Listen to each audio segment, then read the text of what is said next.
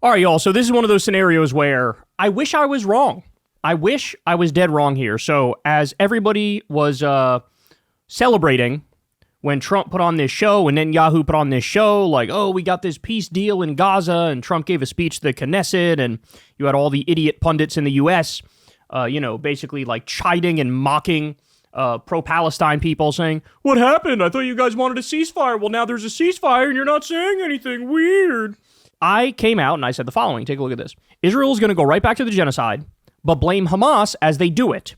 They'll say they didn't follow the deal perfectly, so all bets are off. In fact, there have already been a bunch of illegal attacks by Israel during the fake ceasefire. The entire media will pretend that Hamas indeed broke the deal, even though Israel will and already did. Okay. So that was on the 13th I said that. I also made this point as well. Let me show you this one too.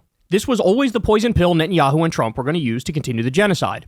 The remaining dead hostages were killed by Israel's bombs, and they're stuck under the rubble. Trump knows that. Netanyahu knows that.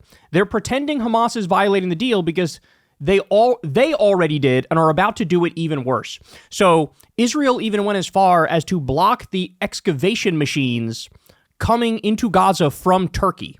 So at the same time they say, oh, Hamas is slow rolling, returning the bodies of dead hostages, they are blocking the machines that allow them to dig underneath the rubble to get the bodies of those hostages. All right, well, ready for this? From the Prime Minister's office. Prime Minister Netanyahu has instructed that the Rafah crossing will not be open until further notice. Its opening will be considered based on the manner in which Hamas fulfills its part in the return of the deceased hostages and in implementing the agreed-upon framework. In other words, the exact thing that I said they were going to try to do, they're going to try to do. Now, it appears like this part of like don't allow in the aid, that appears to have been vetoed by the U.S. So they're forcing the Rafah crossing to stay open. Israel wants to close it, but the U.S. is forcing the Rafah crossing to stay open. However, this also happened. Breaking, Israel continues to violate the ceasefire in Gaza today. It committed yet another horrifying massacre. An Israeli strike targeted a bus carrying 2 displaced families searching for shelter, killing them all. So the Abu Shaban family, and if you go down the list here, you'll see this was mostly a bus full of children. You have a 38-year-old and a 36-year-old, but then you have 13, 10, 6, 5. You have 12, 10, 8. A bus full of children was blown up by Israel. And this was, by the way, before they had even come out and said, Hamas violated the ceasefire agreement. We're not going to shut the Rafah crossing. So they're violating it all the time. But when they say, oh, Hamas is violating it, that's when the media comes out and starts saying, yeah, Hamas is violating it. Israel accuses Hamas of violating the deal. So it is amazing how lopsided this is and how much misinformation spreads. So take a look at this. This was in The Guardian. Israel has violated the ceasefire 47 times and killed 38 Palestinians, says Gaza Media Office. I've read as high as 62, by the way. Authorities urged the UN to intervene to protect unarmed civilian populations after attack on bus that killed 11. So the State Department said, the United States has informed the guarantor nations of the Gaza peace agreement of credible reports indicating an imminent ceasefire violation by Hamas against the people of Gaza. So the State Department's going, Hamas is violating the deal, as Israel keeps violating the deal right in front of our faces. Now, by the way, what they're talking about here, the violation by Hamas, what they're talking about here is paid ISIS gangs that were paid by Israel to attack Palestinians. Hamas is killing those people.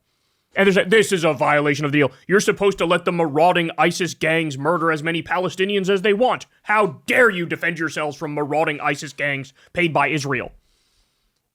This is absurd. The amount of misinformation, the amount of misleading shit that comes out of the media and from the U.S. government and from the Israeli government. So the Department of State says this planned attack against Palestinian civilians would constitute a direct and grave violation of the ceasefire agreement and undermine the significant progress achieved through mediation efforts. The guarantors demand Hamas uphold its obligations under the ceasefire terms. Notice they said nothing about this, even though Israel has repeatedly violated the agreement and murdered many Palestinians. Should Hamas proceed with this attack, measures will be taken to protect the people of Gaza and preserve the integrity of the ceasefire. So in other words, we're going to protect the ceasefire by killing you. The United States and the other guarantors remain resolute in our commitment to ensuring the safety of civilians, maintaining calm on the ground, and advancing peace and prosperity for the people of Gaza and the region as a whole. By the way, another thing that happened, you had Israeli settlers that were paid by the IDF to keep bulldozing homes. They ended up rolling over an unexploded IED that was shot by Israel into Gaza, and it exploded. And Israel used that moment as well to say, Hamas attacked us, they violated the ceasefire, even though they did no such thing. Even though it was Israel's weapons that were unexploded that they had shot into Gaza. So, as you could tell, this whole thing is a fucking farce. This whole thing is a joke. In fact, here's more. This is seconds after another Israeli strike smashes into central Gaza. Smoke fills the street. Panic heard in voices. Watch. We have this on video. Watch.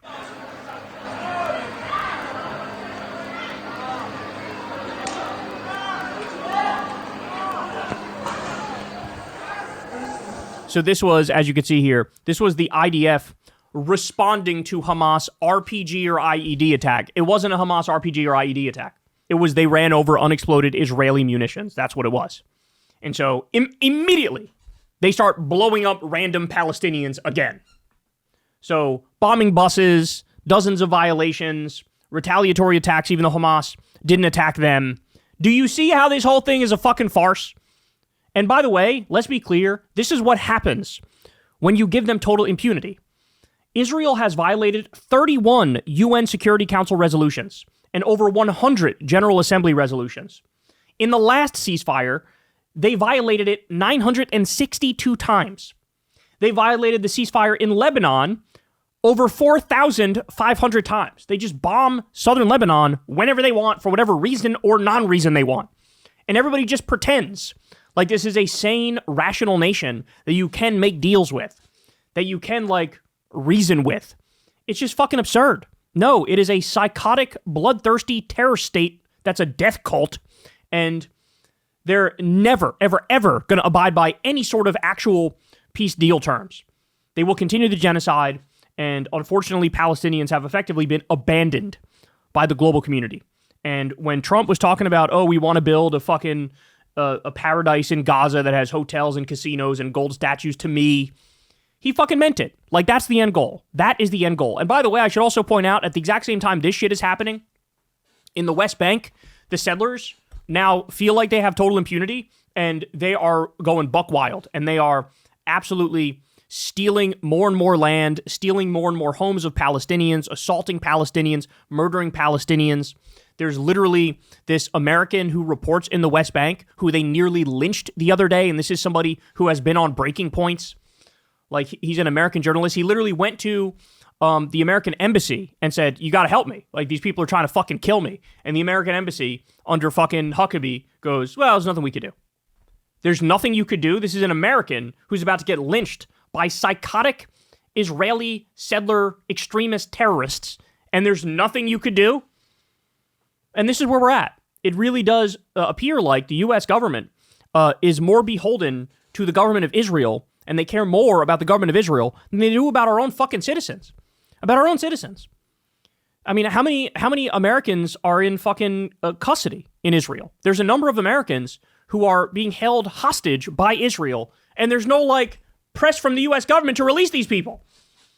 I mean, this is insane. This is insane. There is no law and order. There is no rationality. There is no reason. There is no logic. This is a terror state that's running completely and utterly wild. And anybody telling you anything except that is lying to you. Hey, y'all, do me a favor and like and subscribe. It helps out big time in the algorithm. Click the bell as well for notifications when videos drop. And watch that video on screen right now. You know you want to.